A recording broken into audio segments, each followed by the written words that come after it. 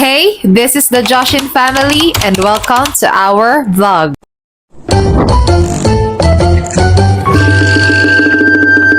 Good morning mga Jai! Isang linggong nakatambay sa loob ng bahay yung binili kong automatic washing machine gawa ng busy si Daddy kapag weekdays. Kaya kusot-kusot lang muna ginawa ko sa mga labahin ko. And for today's ganap, mag-unboxing ulit tayo at susubukan natin tong binili kong automatic washing machine. Napagtripan na naman si Kuya Sayon.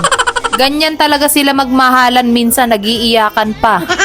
Isa din talaga to sa mga appliances na gusto kong mabili noon and finally nabili ko na siya ngayon.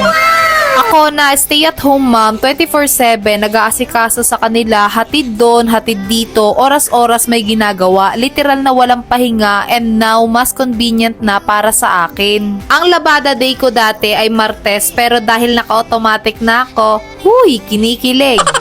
Excited, pero dahil nga naka-automatic na ako, every other week na ang schedule ng labada ko. Pero yung mga uniforms, underwear at iba pa, kukusutan ko pa din. So ayun, kinabit lang ulit ni Daddy yung rat cover, tas binasa niya lang saglit yung manual at binuhat palabas dahil dito ko muna yan ilalagay pansamantala. Kasi pagagawan namin ng cover or case sa ilalim. Pinasaksak sa akin ni Daddy, tas ngayong araw din namin susubukan kasi mamaya di pala nagana. Wag naman sana.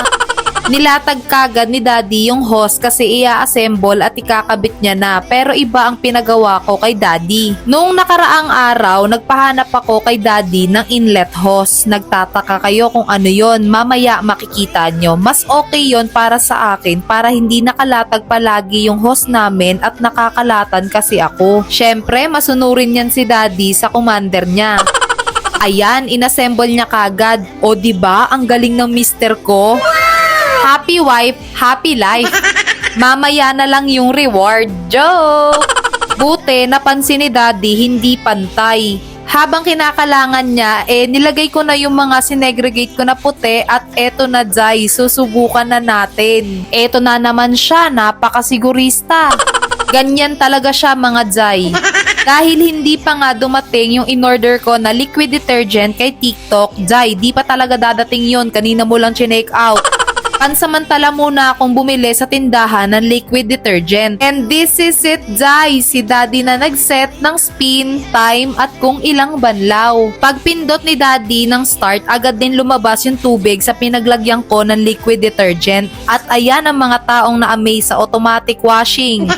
Pinanood ko talaga Jai kasi gusto ko makita kung malilinis ba talaga. Lumipas ng ilang minuto, nag-drain siya. Niligpit muna namin ni Daddy etong mga kalat na naiwan namin at double time Jai kasi magsasampay, magluluto at aasikasuhin ko pa si Kuya Sayon dahil may klase siya ng 1 PM. Tuwing Saturday may alive classes si Kuya Sayon. Soon ko na i-explain sa inyo kung ano yon at nagmamadali na talaga kami. Sumabay pa yung panahon na biglang dumilim sabay ng ambon. Plano pa naman namin maglakad-lakad at maggala mamaya pagkatapos ng klase ni Kuya Sayon kaso parang di matutuloy. Para nga mas mabilis, si Daddy na nag-asikaso ng kakainin namin para sa tanghalian at habang naliligo si Kuya Sayon, minadali ko ng isampay yung mga puti na sinalang ko. Nako Jai, tansya ko malilate si Kuya Sayon ng ilang minuto. Buti na lang may mga stock kami na prutas sa freezer at yun na lang muna pinakain ko sa kanya. Kasi kung mag-aantay kami sa niluluto ni Daddy, Jai, literal na malilate na si Kuya Sayon. Pagkatapos niya magbihes, sabi ko kay Kuya Sayon, magsandal na siya at nakakaloka pa naman kapag si Kuya Sayon ang kumilos parang babae, kabaliktaran ni Zoe.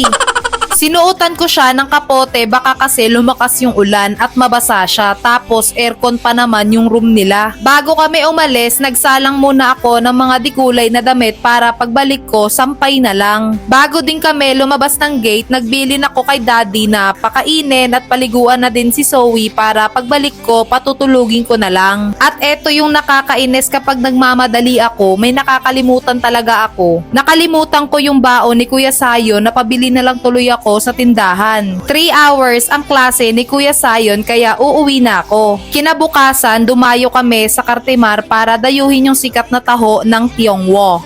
You like it? Yeah. Wow!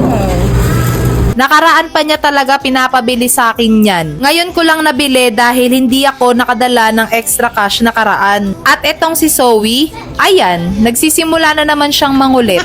Once again, this is the Joshin family. Be smart, be safe, love ya!